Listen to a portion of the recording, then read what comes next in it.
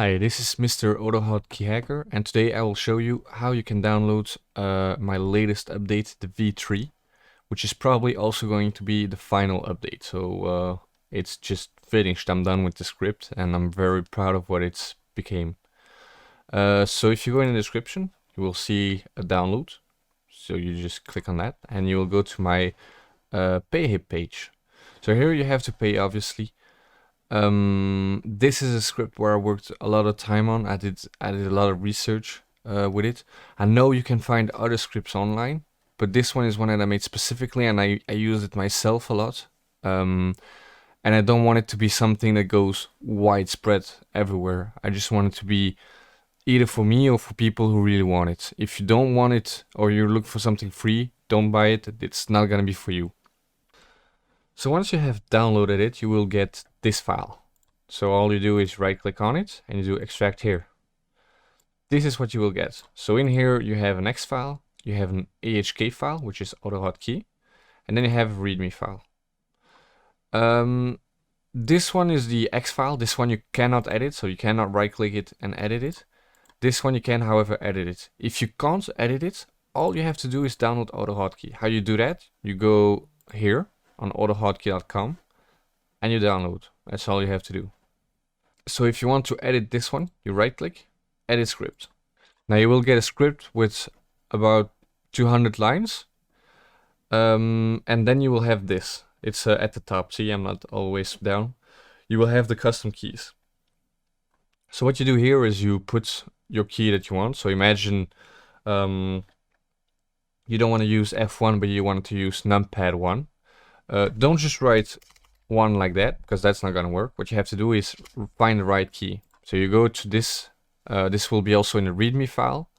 So this is just AutoHotkey key list. And then in here you have all the keys and the names. So numpad 1, how it's called here, is just numpad and then a 0. That's how numpad is called. So you just put that in here, and then you're done. But I'm just gonna leave it on F1. Alright, then you have the settings. The pixel box is your center box.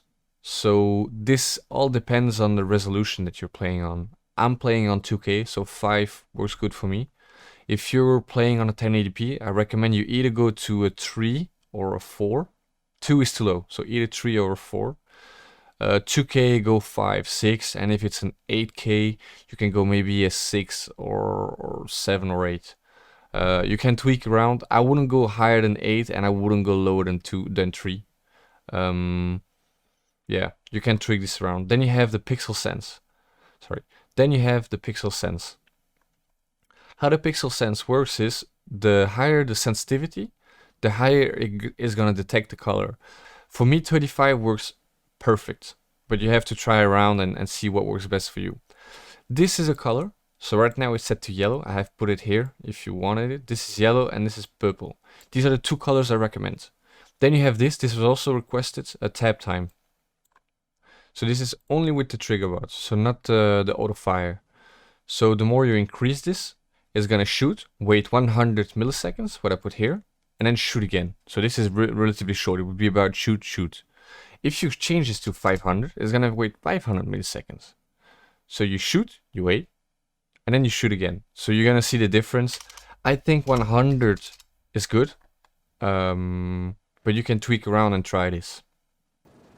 So once you're in game, a couple of things before your settings. You have to be in windowed full screen. That's important. Resolution doesn't matter. This is important. Also another thing is your crosshair. So for your crosshair, you either go for an open one like this, or you go for a dot like this. These are the 2 ones I recommend. Next step, when you're in game, you can just activate it. So what you do is you have your folder. Make sure you also read the README file if something doesn't work out or something. You also have access to the Discord server in here. So if you need any kind of help, you can always contact me through here. Alright, we activate it.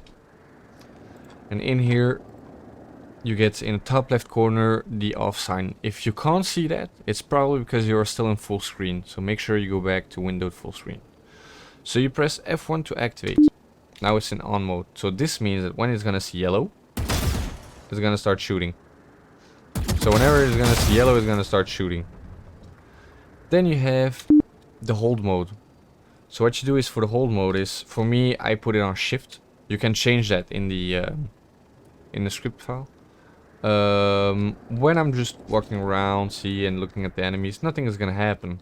But when I'm in shift, which is also my sneak, so my walk toggle, when I walk, and now I go to an enemy, now it's gonna start shooting. So whenever it sees, it's gonna start shooting. See? But when I don't press it, it's not gonna shoot.